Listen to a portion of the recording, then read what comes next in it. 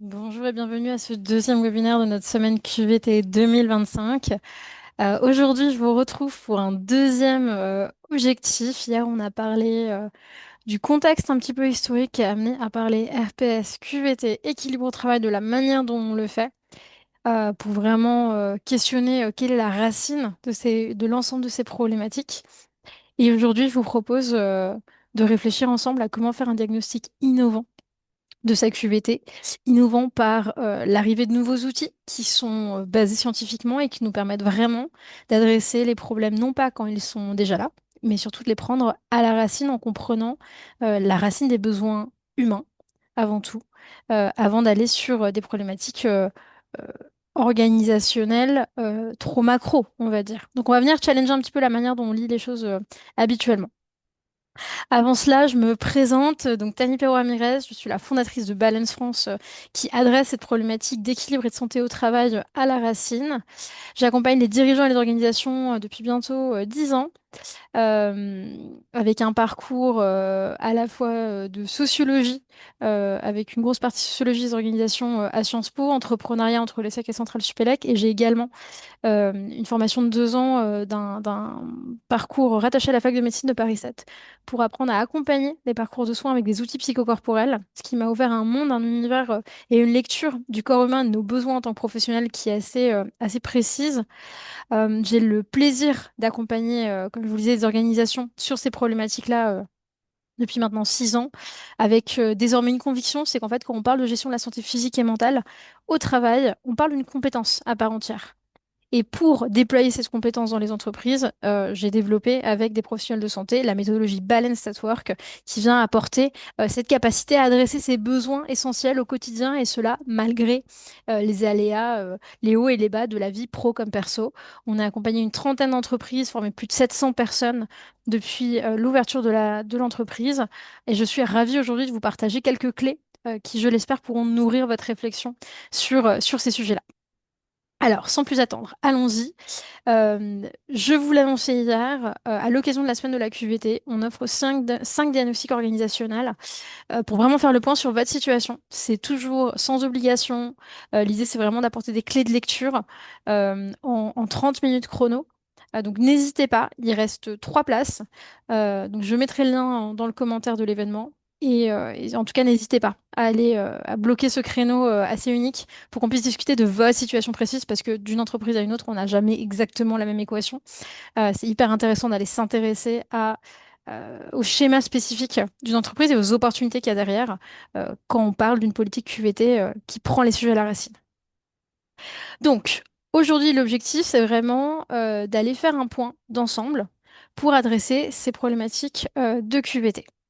La première étape, ça va être d'identifier vos enjeux prioritaires. Et pour ça, on va utiliser un outil qui nous vient tout droit des États-Unis, qui a été développé par le psychiatre, le docteur Martin Seligman, qui est à l'origine de ce qu'on appelle aujourd'hui la psychologie positive, et qui va s'intéresser pas seulement à comment on accompagne des mots, ce qui était historiquement le rôle de la psychiatrie, d'accompagner les troubles de la santé mentale.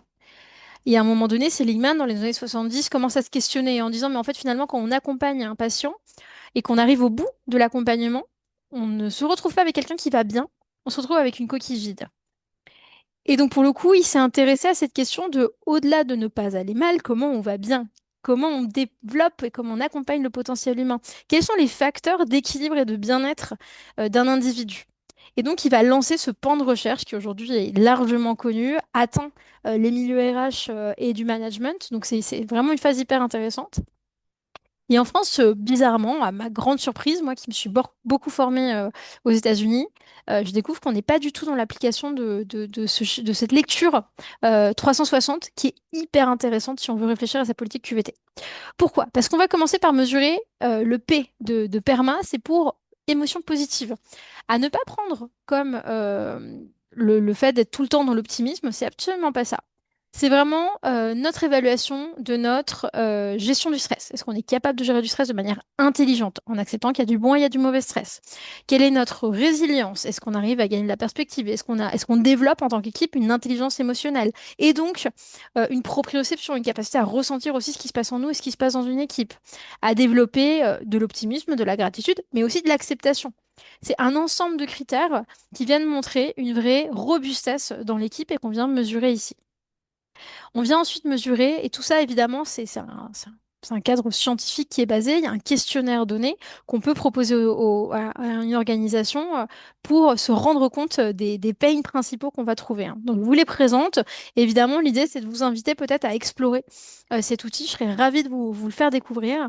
En tout cas, pour aller identifier des pistes, pour vraiment aller travailler vos équipes en profondeur et construire quelque chose de solide qui permet à la QVT de soutenir une performance qui est durable, un engagement qui est durable, qui est authentique, qui est sincère, qui donne un rôle aux organisations qui deviennent saines en leur cœur.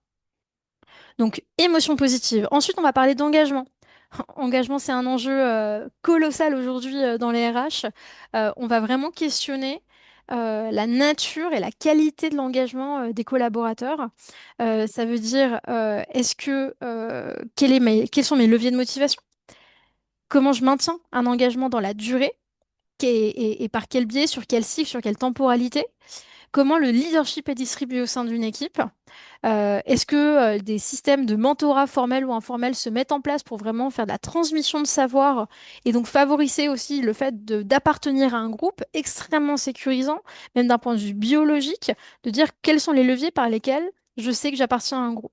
Et quand j'appartiens à un groupe, je suis en sécurité, donc je suis en meilleure capacité d'accéder à mon potentiel et à m'épanouir professionnellement, intellectuellement, socialement, etc. Donc on va avoir un certain nombre d'éléments et notamment aussi, je vais le mentionner, je ne vais pas rentrer dans tous les détails. Est-ce qu'on a conscience de nos forces en tant qu'équipe? Ça aussi, ça renforce l'engagement. Est-ce qu'on a travaillé le job crafting? Ça veut dire vraiment réfléchir à qu'est-ce qu'apporte mon métier? Quel est le sens de mon métier? Que je sois femme de ménage dans un hôpital. Jusqu'à cadre dans un grand groupe avec des missions qui ont voilà, un impact redoutable sur la société. Euh, donc, on pose cette question de jusqu'où vous avez été creuser la dimension engagement et surtout comment elle est ressentie dans les faits. Donc, l'avantage d'aller évaluer ces questions-là, c'est vraiment d'aller checker non seulement l'existant, la politique, le cadre, la théorie, mais surtout le ressenti terrain et voir comment il est transmis. Et là, souvent, on a évidemment un beau travail à faire pour implémenter toutes ces valeurs qui sont souvent bien préidentifiées, mais qui ont du mal à se traduire dans les faits.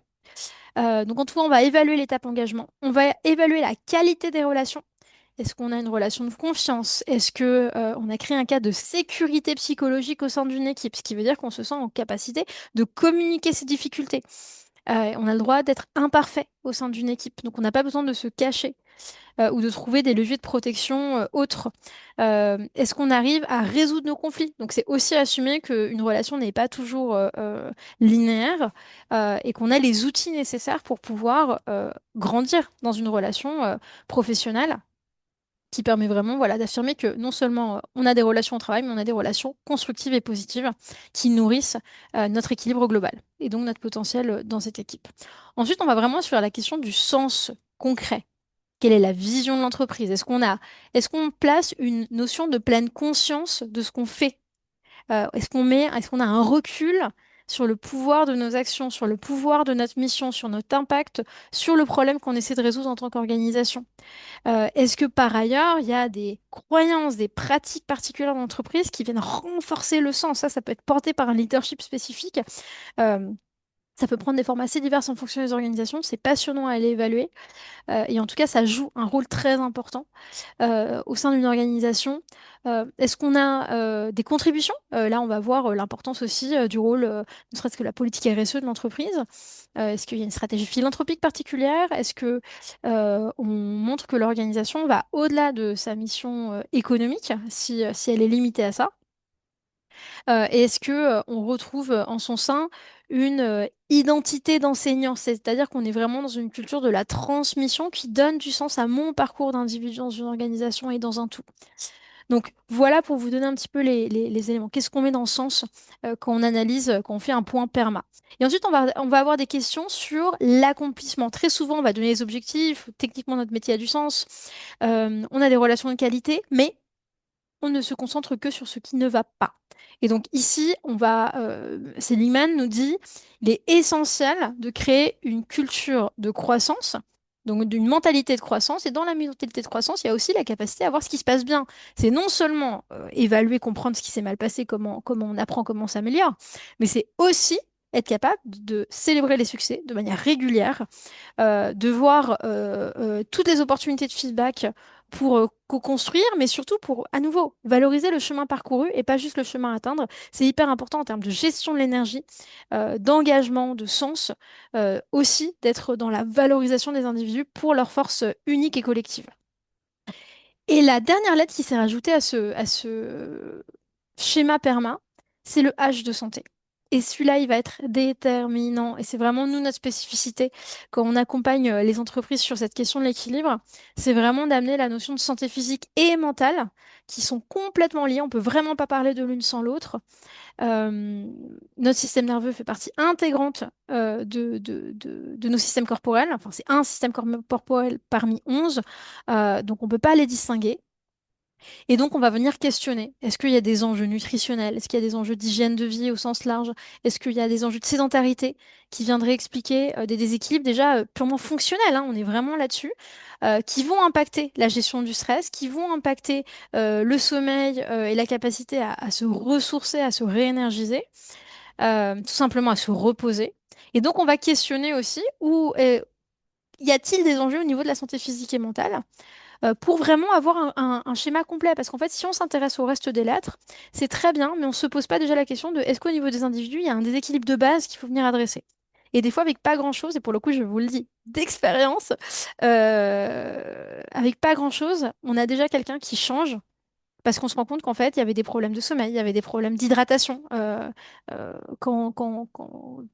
reprends souvent cet exemple, quand on ne boit pas assez d'eau, c'est l'ensemble de nos systèmes corporels qui sont affectés, parce que tous nos systèmes corporels ont besoin d'eau. À partir du moment où mes clients se mettent à boire 2 litres d'eau par jour, on a un tiers des problèmes qui disparaissent, quoi. Les problèmes de digestion sont largement allégés, voire disparaissent. Le sommeil est de meilleure qualité. Enfin bon, et pour le coup, bah, on va vachement mieux. Et quand on va mieux soi, bah, finalement, on va mieux dans une équipe. Et on peut enclencher une meilleure communication et donc rentrer dans du feedback positif et constructif, etc. Donc, le cercle vertueux il commence déjà avec la santé de l'individu. Donc, avec Perma, Seligman, il nous permet vraiment de faire un overview assez complet de quels sont mes enjeux prioritaires et sur quoi je vais mettre l'accent.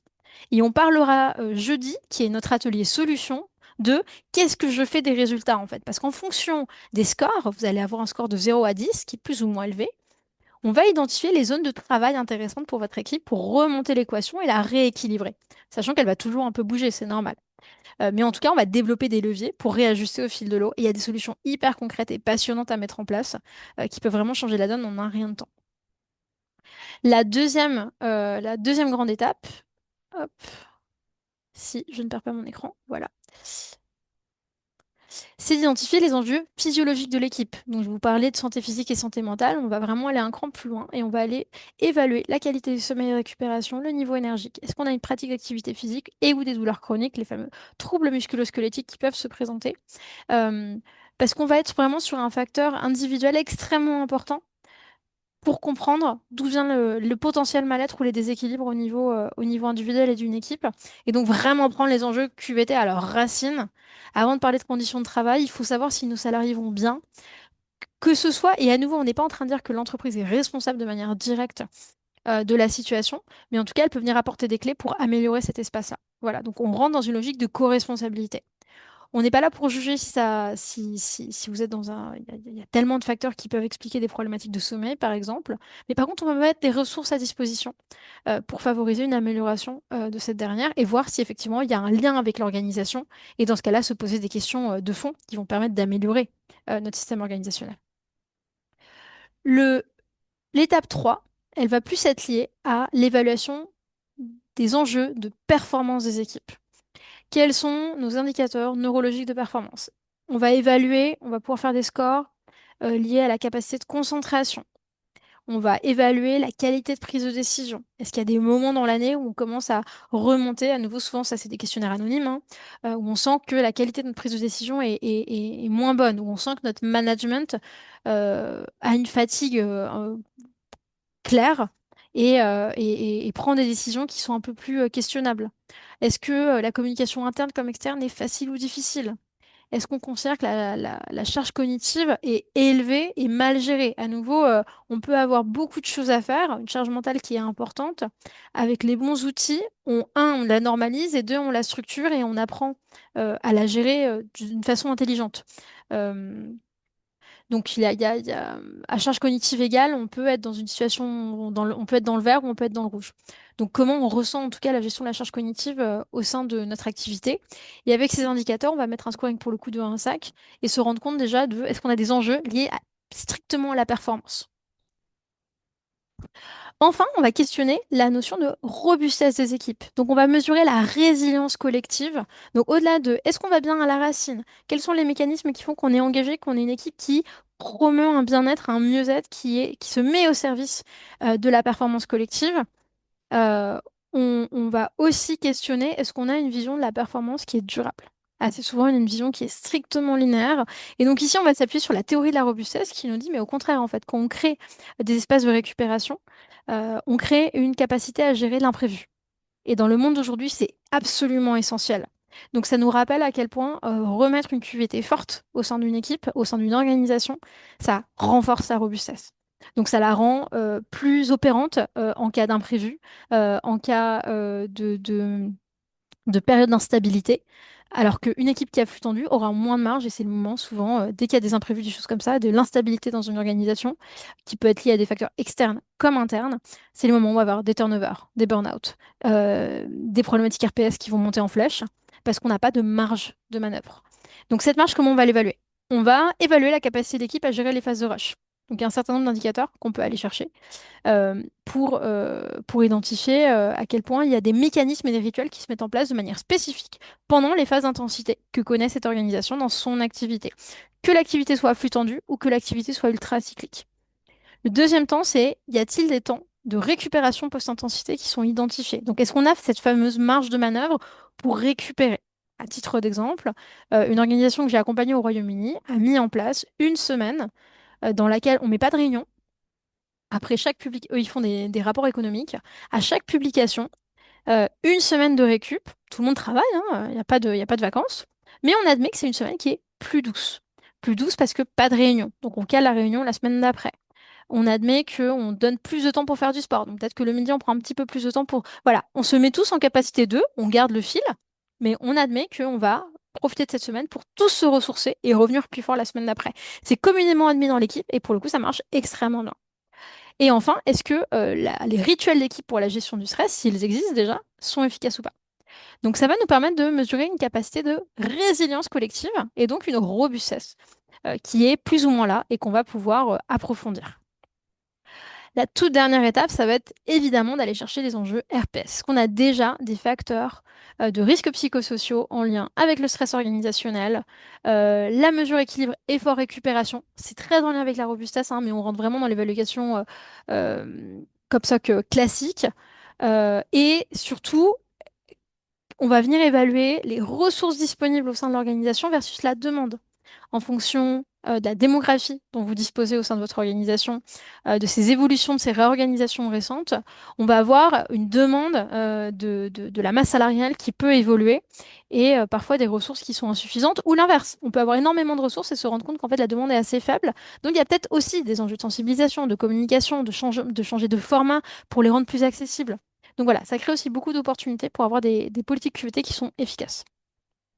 Donc voilà nos 5 grandes étapes qui nous permettent vraiment d'avoir une vision un peu complète et en même temps, on va vraiment, comme on s'est intéressé au PERMA et on s'est intéressé aux besoins physiologiques et psychologiques essentiels des individus à la racine, on a vraiment pris l'activité à son origine et on n'a rien laissé de côté. On assume une volonté de co-responsabilité dans la notion de QVT. Et ça, c'est extrêmement important, j'en parlais hier. on me demande souvent, OK, on a nos obligations légales en tant qu'organisation, mais finalement, dans la pratique, dans le management, jusqu'où on est censé aller? Parce que très vite, quand on parle QVT ou quand on parle risques psychosociaux, quand on parle équilibre au travail, on est sur des sujets qui touchent au personnel. Est-ce qu'on a le droit d'aller dans le personnel? Et puis jusqu'où on est censé aller? Puis on n'est pas tous compétents sur le domaine. Donc qu'est-ce qu'on fait? Et donc là, on va vraiment promouvoir cette valeur de co-responsabilité en disant, mais en fait, l'entreprise, elle a un rôle de promotion de certaines valeurs incarnées, de mise à disposition de ressources, parce qu'effectivement, bah, des fois, ça va pas aller parce que du perso, des fois, ça va pas aller parce que du pro. Et la question, finalement, elle est pas là. Ce qui est vrai pour tout individu, c'est qu'il y a des hauts et des bas. Et donc, pour toute organisation, il y a des hauts et des bas. Donc, la question, c'est est-ce qu'on met assez de ressources à disposition? Est-ce qu'on crée des espaces de communication assez forts pour permettre de grandir de ces espaces de difficulté? Donc, est-ce qu'on s'est demandé de l'aide aussi, hein? C'est le moment où on peut on peut accéder à des ressources externes. Euh, et pour le coup, on en fait un vrai levier, en fait, un vrai levier d'amélioration où là, l'entreprise met à disposition un certain nombre de ressources et crée un espace de communication fluide. Et l'individu, lui, se responsabilise en prenant ces ressources, en promouvant la communication et en incarnant lui-même une forme de leadership sur ces thématiques-là, pour être parfaitement responsable sur son poste, mais parfaitement responsable dans sa vision non linéaire de la performance, en sachant jusqu'où il peut gérer seul, ou elle peut gérer seule, et à partir de quand il faut demander de l'aide, que ce soit en externe parce que ça touche à du perso, ou en interne quand ça touche à du pro. En tout cas, c'est ça qu'on va promouvoir avec ces 5 étapes d'évaluation.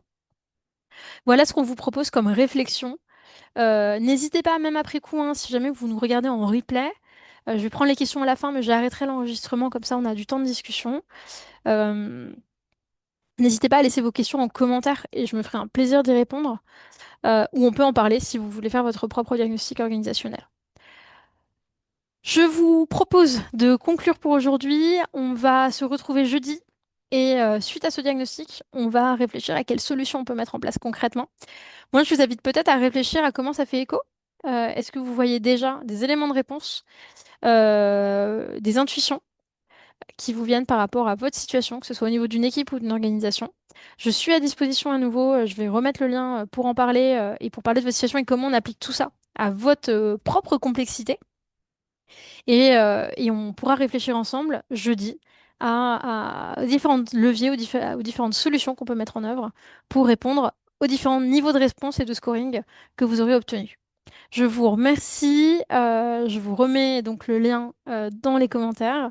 Je vous souhaite un très bon après-midi, une très bonne journée en fonction de quand vous nous écoutez, une très bonne semaine QVT. Et on se retrouve jeudi pour adresser ces enjeux QVT à la racine.